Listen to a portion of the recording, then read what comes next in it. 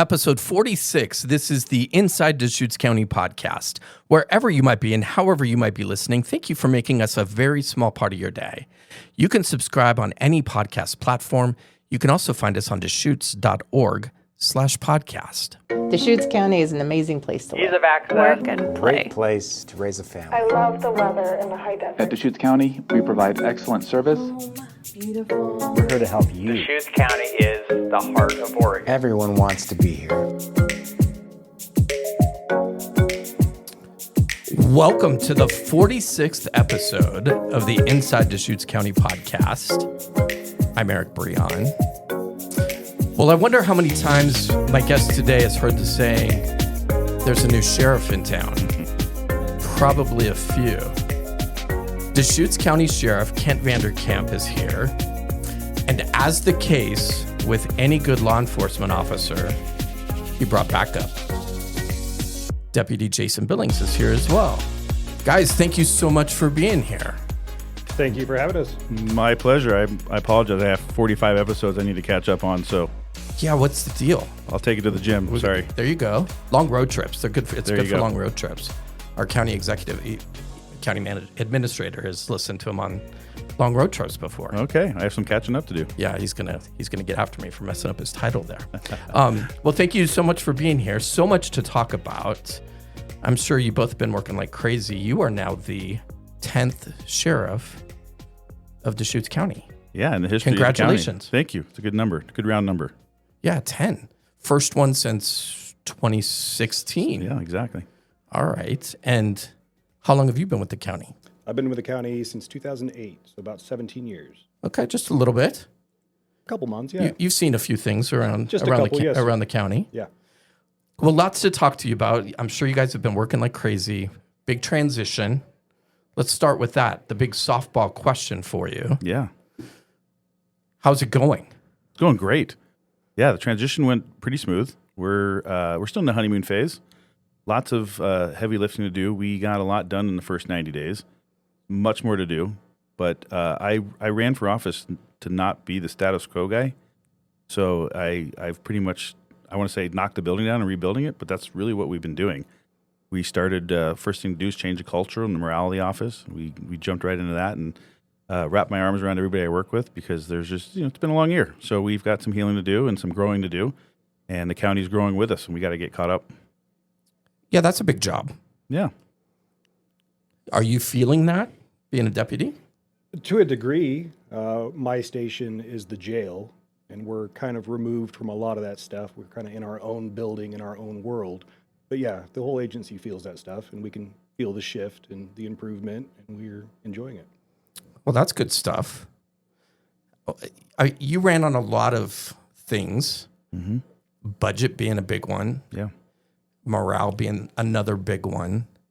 What other immediate challenges, we'll talk about those things, but what other immediate challenges are you like, hey, let's get this going?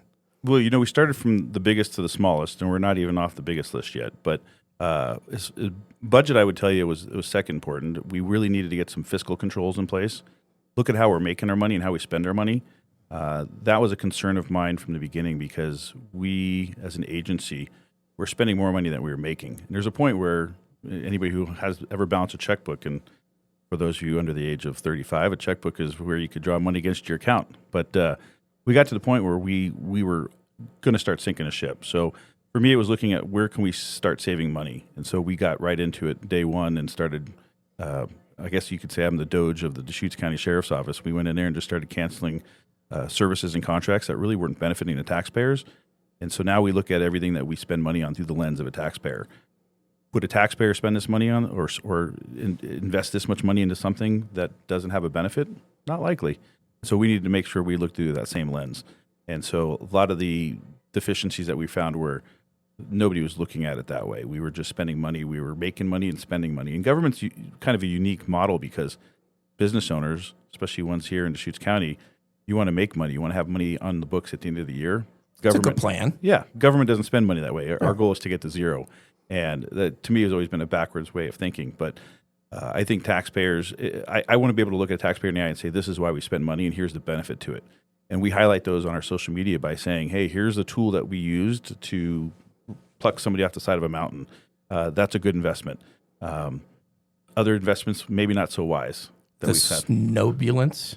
The snowbulance, yeah. That's Did I get that right? That's a tool we've had for many years, but nobody's ever seen it before. So we got to highlight that now twice. Well, a good example of that, right? I Yeah. mean, I've seen it on your social media pages a couple of times. I'm like, what is that thing? How does it work? Yeah. Great tool. Great tool, and nobody's ever known about it. And that's an example of the tools that I like to get out there and show people of, hey, this is how we're using our money. Yeah, money's a hot topic all the time. Heading right into budget season. Are there any other? What about things like overtime? I mean, are you like slashing? I mean, and I'm sure you feel that too. I mean, overtime's a tough, tricky thing sometimes. It is. You have to look at overtime not only as a dollar, but the wear and tear on your employee. An employee or human beings, they can only work so many hours before things start to give way. So for me, it was also an aspect of the wellness of our employee. And I think by having somebody work so many overtime hours, it's not healthy. It's not healthy for the family, not healthy for the kids, the family that's at home waiting for them.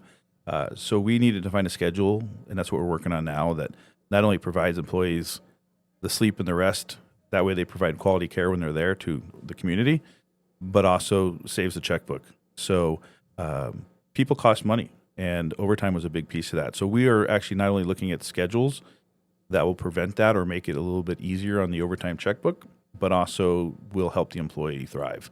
And overtime is always going to be expensive. So yes, that was the first thing we did, start cutting right off the bat is overtime, but as well as not only people, but cost of goods. And you got fuel. We drive a lot of miles, maybe keeping a car an extra year versus getting rid of them so early in its life.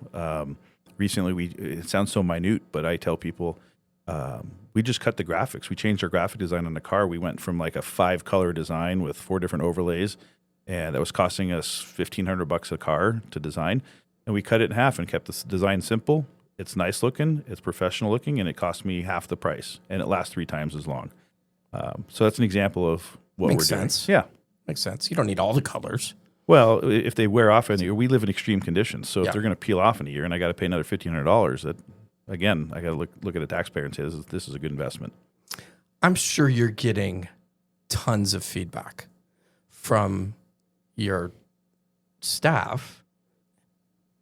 Deputy Billings may be included in that. I don't know if you've given him a bunch of feedback, but how do you process all of that when it comes to, hey, new guy in the position, and now you've got your employees, your department, your office, all the ideas, right? And then you've got the public; they've got ideas. Yeah, great ideas, wonderful ideas. How do you digest those and go, we're going to do that, we're going to do that, or we're going to do that? And then how are you going to prioritize? You said budget was number 2. How do you? I don't know. I don't know if I've out? numbered them, but I'm a unique leader in the sense that I wanted those ideas. Again, when I was running, I told people like, hey, I need other people's opinions, and I don't need people to tell me yes. I need people to say, no, that's a horrible idea. And so what I've done is, since I've been in office, even before, I encourage employees to come and talk. And so I went as far as even putting my schedule online and encouraging employees, hey, get on my schedule. You can come in my office anytime and let's talk. I want to hear your ideas. And I see probably 20 employees a week. Some of them actually, I was telling somebody this analogy the other day. Have you ever seen those movies where the president's got the red phone on the desk and you're like, okay, if you need me to pick up that red phone.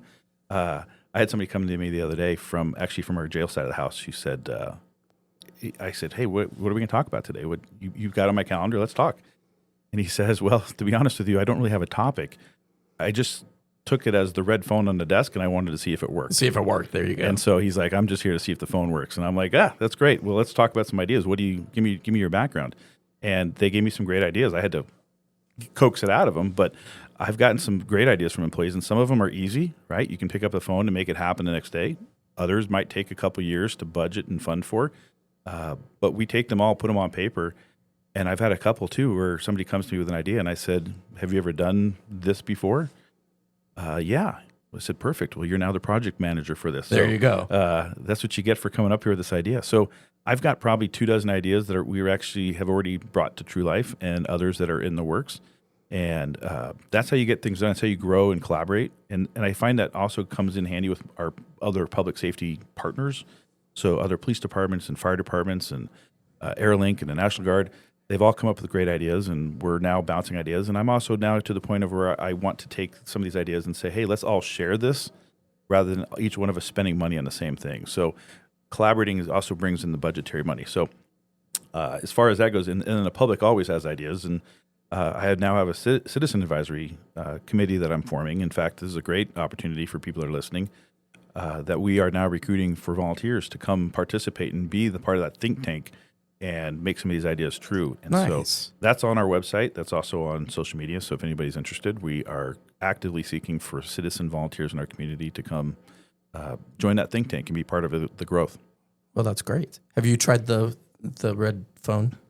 I haven't tried the red phone. You're going to yet. have to. We've had a few to check that. conversations, but I haven't used the phone yet. You haven't tried the phone yet. I was checking to see if it worked. I mean, It does work. I can tell from our side of the house, the culture is improved considerably. It is an open door. We're all aware of it. There's a sense of freedom of opinion that if you have an idea, you can go to him easily and have that conversation. So that is definitely something that has improved, and everybody feels that, and everybody appreciates that. I mean, I've had new jobs before, and where part of it is, that first 90 days, you're trying to get your head around the job and, okay, how does this work?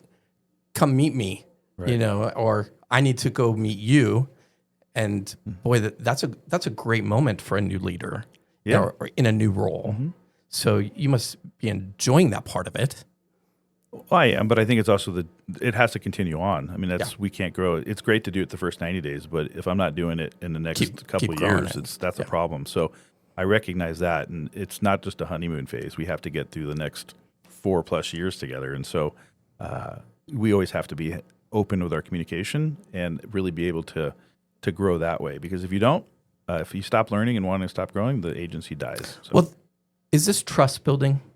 I mean, absolutely. Both for your team and the community. You're kind of in this, hey, I've got you. But that's a thing we do every day in public safety. Right. Every day we're out there communicating. And so it's not, that piece isn't new to me, but definitely internally coming from the narcotics and drug enforcement world to now leading an agency of 260 something people, not knowing the correction side of the house, not knowing maybe the search and rescue side of the house.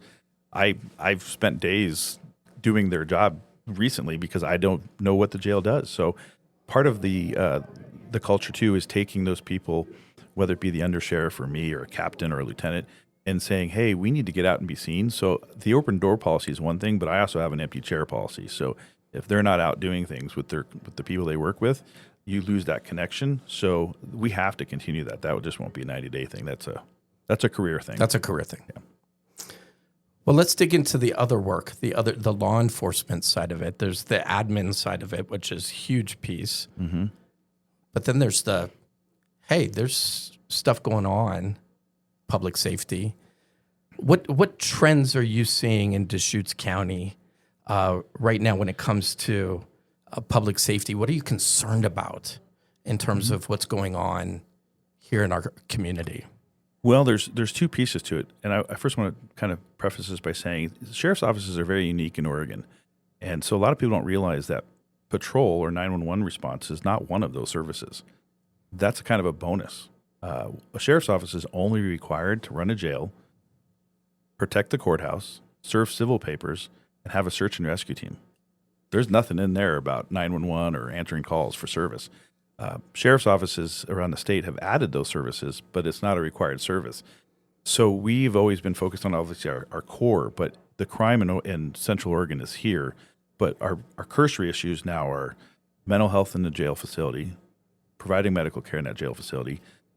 We have many people who come to us that are highly impaired when they get to us, or they're suffering from mental health crises, and we have to care for them while in our custody. So one of the things in our corrections facility now is we have to figure out a way to manage that correctly. And we have an amazing team that's doing that now. We continue to see that grow. I haven't seen the last couple of days of numbers, and maybe Jason knows, but last time I was over in the jail last week, our medical unit was full, like at capacity. And then our mental health team is nonstop talking and working with people. And then you've got the detoxing people. Fentanyl's right now has a grip on us. Meth is right behind it. It's probably a tie. When I was in code, we were still fighting both of them pretty actively, but fentanyl is a horrible drug.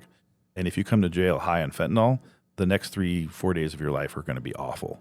So we have to manage that in the jail, and that's taxing. Can you imagine going to work every day and you're having to deal with somebody who can't hold their bowels together or not throw up for a couple minutes to have a conversation? Yeah, that's rough. It's rough, and it's even rough for the inmates. So that's one of the big things we see trending.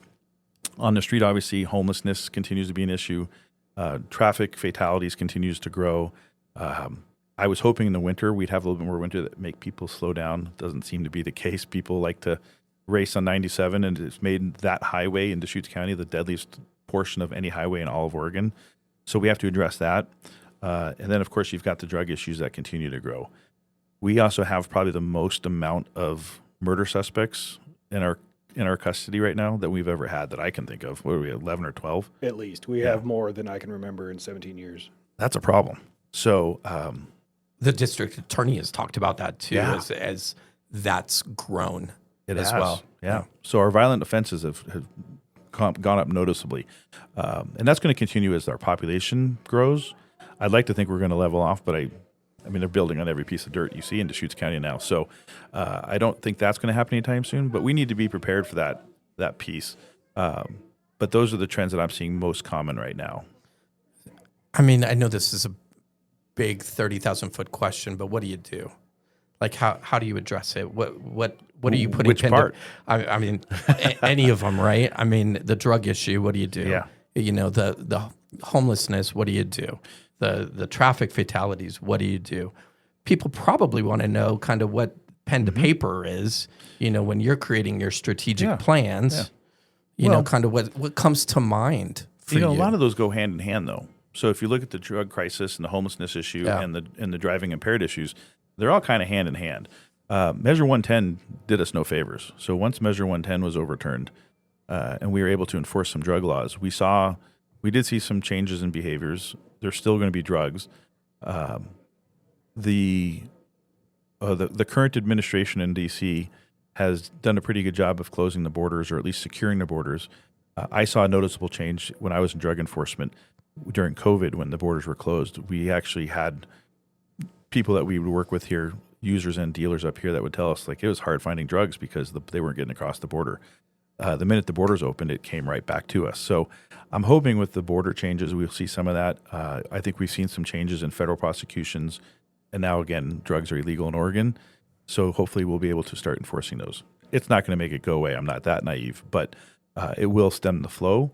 And I think once we can get our hands around treatment programs and deflection opportunities, which is growing right now in our county as well, that will also be good for us. But you have to take them in the order of the crisis. And right now, all three of them are big for us: mental health, drugs, and highway issues. And then, of course, you got homelessness on top of it.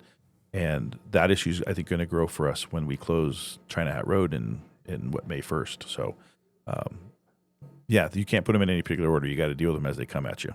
How full is the jail right now? I think the last count, we're not completely full.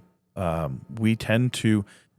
I don't want to say it and make it sound different than it is, but we try not to put people in jail who don't need to be in jail. If you're having a mental health crisis, a jail is not the place for you. The deflection program. Deflection program is a good example. Yeah. But we're also very careful as to how we choose who stays in jail and who doesn't. There's some times we don't have a say in it. That's done by the courts. But we're not always full, but we have no problem putting people in jail who need to be in jail. So I'll say that much. Are you seeing that? Yeah, definitely. And as far as numbers go, we're between 200 and 220 right now in custody, which has been a typical number for us for a few years now. Mm-hmm. It's increased a little bit once 110 was repealed. But yes, to speak to the sheriff, from our side of the house, it is mental health, fentanyl detox, and the major crimes that we're seeing that are taxing on staff and inmates alike. A lot of collaboration, right? I mean, behavioral health, other departments, Ben PD. I mean, like the work there has to be immense to one, deal with the issues at hand and then the overall issue, like what do we do? And then, okay, we've got 220. What do we do when they're there? Right. So how is that process going in terms of the sheer amount of talking, Sheriff, that you have to do with other people to figure out the solutions to some of these problems? Well, and that's my job, is to collaborate. That's I use that word quite often. And public safety is a team sport. I always remind people that we can't be in our own sandbox. We can't silo ourselves. We have to work with other people. It's how you're going to get it done. That's where you get the ideas and the plans from. But in the jail is not the only problem or place that we collaborate. It's all of those areas. We have mental health workers that come with us out on the street. We'll help Bend PD. They help us. We'll help Black Butte Ranch. They help us. But you're only going to get it done with those ideas. And so talking and making those relationships are important. And I can tell you that over the last 3 months, we've done a good job of getting in the sandbox with others. We struggled as an agency for years about doing that, and even with the county. And we love now this renewed relationship we have with the county, with our other public safety partners, and not just in law enforcement, but in behavioral health and the health department, the VA. Who was I just talking to the other day? OSP and ODOT. We're all in this together. So in order to get things done efficiently and probably more quickly than we've ever been able to do, we have to work with each other. And we are really good at that now. So I give my shout out to behavioral health because they hold a lot of it together in our jail, as well as the stabilization center next door to us, and as well as all these third-party treatment providers, so that all the NGOs or the non-government organizations that come out and help with treatment and mental health issues. That's how we're going to get it done. But if we stop looking at it and working on it, then the problem's going to get bigger. I always have people like, well, why do you bother with drug enforcement? And I say, well, listen, we haven't given up on cancer yet. We have to keep treating it like a disease. Keep going. Yeah, we have to keep going. There's no other chop. We have to. So that's what we've seen success in. Do you like this part of the job? I mean, this is probably an evolution in your career, obviously. The talking part of it, the working with other people, the collaboration, you use that word, the pseudo-politician part of it. I mean, do you like that? Well, I'm not a politician. I learned that in the last couple of years. But I am a people person, and I do work well with others. I came from the private sector into the public sector. So my business background is always working with people. So for me, this is kind of second nature for me. I skipped a couple steps in the traditional hierarchy of law enforcement, I guess you could say. But I don't think I've missed a step. I think it's been pretty much my second nature is talking and idea planning and collaborating. That's why I use that word quite often. Yeah, I mean, it's a lot. It is. I don't know how you digest all of. I mean, for both of your roles, how do you decompress? how do you take? What do you do when you take? Do you take it home? Your wife just might. Oh, my wife's a high school teacher, so she's got it worse. Oh, okay. Yeah, that's she's rough. got to do with high school kids. That's rough. I'm really good at separating the two worlds. My brain doesn't turn off. I'm always thinking how I can make things bigger and better for the agency or for the people I work with. That's always been me, though, no matter what I'm doing. And I think for me, I count on my family for separating that. So I have 2 daughters, and I think when we are at home, we're at home. We don't worry about those things. And for me, I play ice hockey, and I teach scuba diving, and I fly an airplane. And so I've got some kind of unique hobbies that separate me from that. But for me, if I'm underwater or in the sky or with my family traveling or doing whatever, that's how I unplug. But I'm really good at flipping that on and off. I think you have to be in law enforcement. Otherwise, it'll get you. Did you picture him for a hockey guy? Yeah, You I did, actually. did? You Yes, really? I can understand that. Okay, well, checking people into the boards. Yeah. And Well, once I got into over 50 league, I have to remind people I have to get up in the morning, so I can't get away with that too a little much. sore in the morning. Are you still playing? I do. Yeah. Nice. Yeah, I play here in Bend. In the pavilion I do. over there. Yeah. Friday Nice. nights, come check it out. We usually don't get on the ice till about 11:30 though, so. Team name? What's the team name? We don't know. We don't even have one. We've changed it a few times. It's kind of a Okay. pickup league, but it's the golden age Have league. you seen him? No, Okay. that's a little late for me. You and I. Oh, well, there's that. There's Yeah. that. We don't usually get off the ice till like 1:30 in the morning sometimes. So. Are you serious? Oh yeah. Come on. Well, they got the youngsters and the curlers get ahead of us, so. What about you? You're not hitting the ice rink. You're hitting the basketball. You're kind of a tall guy. A little bit. Never got into basketball. I like to ride motorcycles, work out. My kids and I, we love watching movies. Summertime, we camp all the time. Every year, we make it a point to go camping someplace with no cell service and just unplug for a couple weeks out of the year. You have to That's how you do do that it. in this job, right? You have to. I mean, in both your cases. I mean, Well, and you have you got to draw this line in the You have to sand. prioritize the family life because it'll take a toll on you. Yeah, you have to be able to separate the two, and that's why I always encourage people after you do your 25 or 30 years, you move on, because I've never seen anything good come from people who hang on here for 40, 45 years doing this job. You know, I used to work in the media, and I would have to divide my brain into quadrants. Like, you know, I'd have to focus on this part for this amount of time, and this part for this amount of time, this part, and you have to have those clear lines.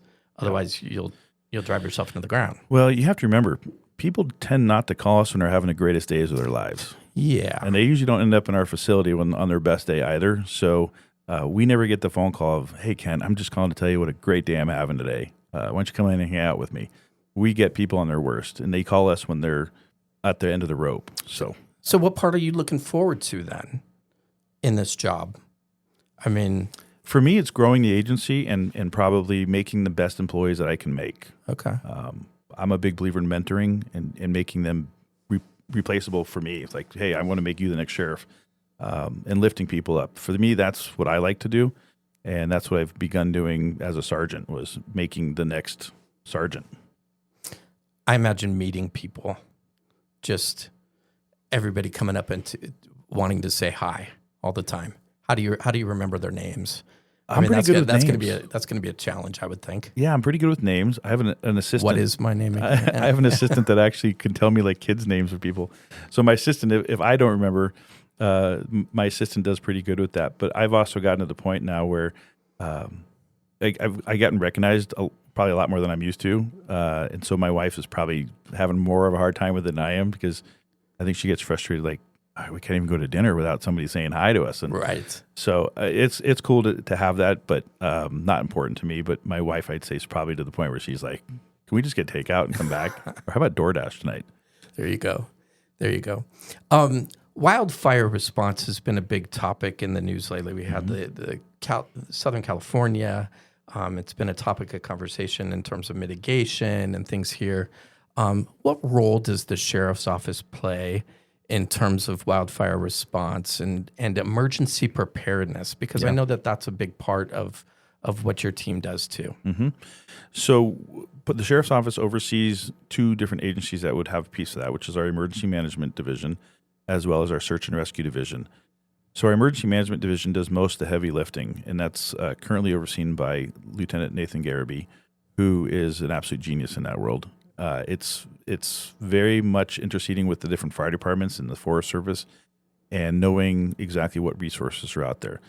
So I always describe the emergency management as kind of it's a hub and spoke system. So he's the one that brings in all the resources and then pushes the resources out where they're needed. So once fire season starts, he's pretty much married to a cell phone for the most of the summer. And his job is to be the first one out there and figuring out what resources are needed to not only make the neighborhood safe and make sure people get out, but also what resources we need to bring in to support the fire department. We're not firefighters, but we are really good at sorting chaos, and that's what his job is. He's basically a chaos sorter. And so our search and rescue team comes in. They'll do a lot of the evacuation piece. So people who live in those fire areas or the rural part of the county, be familiar with fire season and where the likely fire sources are and deal with them, like if they're around your property, but also be aware of how they can get resources. What does it sound like? What does it look like when an evacuation is going on? Where do you get that information? But most importantly is to subscribe to different alert services. So Deschutes Alerts is one of them. We have access to, and we've used the service in the past where maybe people would get the alert on their phone saying police are looking for a suspect in your neighborhood, lock your doors, turn your lights on. It's the same service. So a lot of our residents use that service now. And if you're not on it, I recommend that you sign up on the website. In fact, they were even testing it out this morning. They were. Yeah. So great program. A lot of people depend on it. Yes. It works very well. And so if you need resources and made that connection, let's say if you're older and you need help getting fire mitigation and helping getting the fuels off your property, emergency managers will sometimes make those connections for you with fire or with third-party companies. But they start with the prevention piece all the way to what do I do and how do I get out of my house that's burning?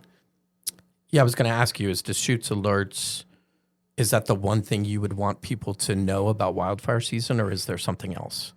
Project Wildfire is another one. If you have a neighborhood or if you're ever studying them, visit Project Wildfire's website. You can get to it from the Sheriff's Office website as well, but good old Google should get you there. And they've got great resources for Oregon specific. And then the second piece of that is if you have or you need help identifying fuels on your property, we can help arrange that too for you, either through our fire partners or through our emergency management team. We can find you the resources to at least inspect those things for you. Deschutes Alerts is a great tool. I would recommend signing up for that even outside of fire season because it's a tool that we use year-round. It doesn't have to be fire season. And then lastly, I would say have a plan. Know where you're going to go and how you're going to get there. Have more than one route there because sometimes the route that you used to go into the grocery store every day may not be available to you. And having to know or at least have on a map, how do I get out of my neighborhood if that route is closed or maybe they're all closed. And then having good relationships with your neighbors so they can keep an eye out for whatever reason you're not there. DeschutesAlerts.org, the place to sign up for those. So yes. If you're listening, we would strongly encourage you to log in, get that account all set up. Are there any upcoming? Well, first of all, shout out to your search and rescue team. They've been busy lately. Yeah, they have. You mentioned them in terms of fire, but I mean, they've dealt with an avalanche. They've dealt with ski rescues. They're working hard. I right gave now. them all extra days off this week. Oh, nice. They're all volunteers, so they. But shout out to them. I mean, yeah. that's hard work. I'll tell you, if you ever want to meet an amazing group of volunteers with some amazing talents and experiences, that's the group. Honestly, if you ever wanted to talk to them, they would fascinate you. They come from all walks of life. Nice. All professions, and they all have mastered these amazing skills that they give to our community for free. You can't beat that. Probably a bunch of hockey players. Probably. That's the smartest bunch of the group. Yeah. Tough group. All right. Are there any upcoming changes or initiatives that you want the public to know about that you're working on? What's kind of the next? You talked about the first 90 days, but okay, what's on day 91? Well, we're going to continue to expand. You know, the big initiatives, we're going to continue to try to sharpen our pencil on the budget. We're going into a new fiscal year. That's going to be the big thing that they'll probably see. My honest goal is to try to get that tax rate back down where it was 5 years ago. I may not get all the way there, but I'm sure going to die trying. We're going to give it a shot. Our growth, we're going to continue to manage our growth. We're a growing county, and we have needs, and those needs get bigger and bigger every year. So we need to figure out and prioritize: is it traffic safety? Is it homelessness? Like what's going on? And we're gonna look at that on the daily. We're gonna stay very very community oriented. You're gonna see a lot more deputies out talking and meeting to people. You're gonna see our command staff out working, answering calls for service, working in the jail, changing tires. We're gonna get them out working.